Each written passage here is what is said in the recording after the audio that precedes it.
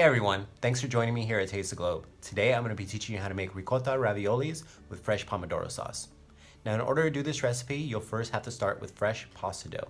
In order to do this, go ahead and refer to one of my previous videos where I walk you through those steps. Let's go ahead and get started. The main ingredient we're going to be using for our raviolis today is ricotta. Ricotta is an Italian whey cheese, usually made from sheep, cow, goats, or even Italian water buffalo. The one I'm using today is from sheep. The second cheese we're going to be using today is some shredded Parmesan reggiano, which has a good amount of salt to it, so it's going to help make this a savory ravioli. Next, we are going to be adding some chopped Italian flat leaf parsley. Season the mixture with some freshly ground pepper and a little bit of salt. Get all your ingredients and mix them together so that everything is well incorporated. After this, we're going to be doing a taste test to see if we need to add any more seasoning. Once you're satisfied with the level of seasoning you have in your mix, you could add your raw egg. Making sure that all your ingredients are well incorporated and properly mixed will ensure that every bite tastes exactly the same. Placing your mixture inside of a piping bag is going to make the assembly much easier. If you don't have a piping bag, you could go ahead and use a Ziploc bag in its place.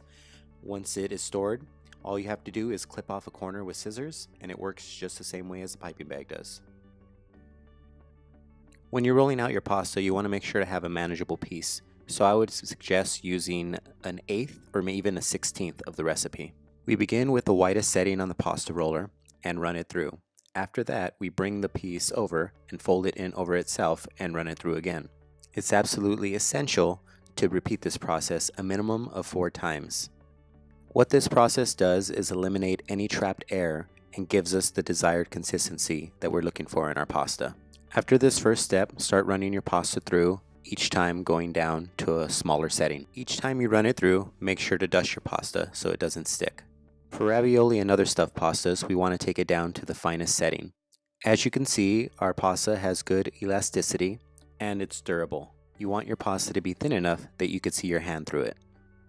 Now we're ready to assemble. Make sure that you always have lightly dusted pasta. You don't want it to be dry, but you don't want it sticking either.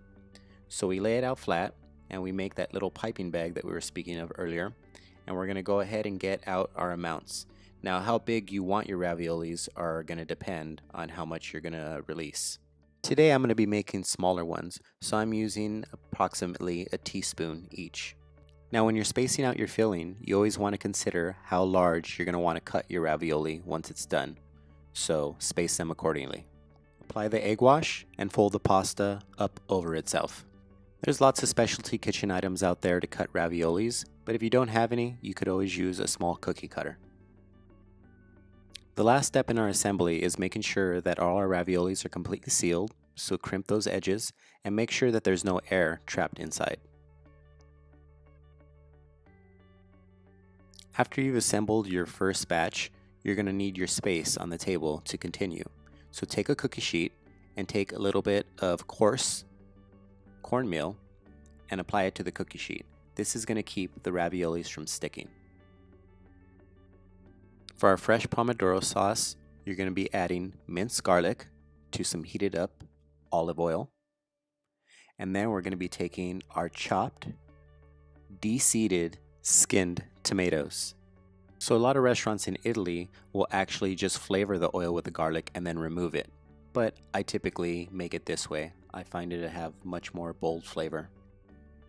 Once your fresh basil has been added to the mix, all you're doing at this point is continuing to cook the tomatoes to help break them down to make them a little bit more sauce-like consistency.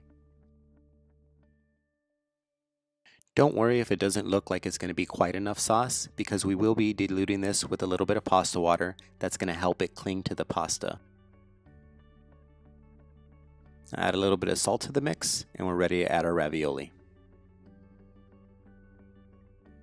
Basically just tossing it until the ravioli begins to have all of the tomato cling to it. If it seems a little dry, go ahead and add a couple of tablespoons of more pasta water. All that starch from the pasta water is going to help your sauce cling to your ravioli. Add a little bit of butter and give it a couple of tosses. pasta absorbing sauce like a sponge is the benchmark to any proper pasta. If you ever see pasta that arrives dry with sauce placed on top, you know it's not the real deal. Garnish your pasta with parsley and a little bit of our Parmesan reggiano. So as I just demonstrated, making raviolis is pretty simple. Just takes a little bit of time and patience, but it's well worth the effort.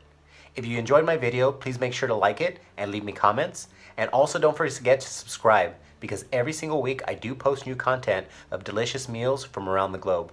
Thank you so much for watching. Till next time, bye.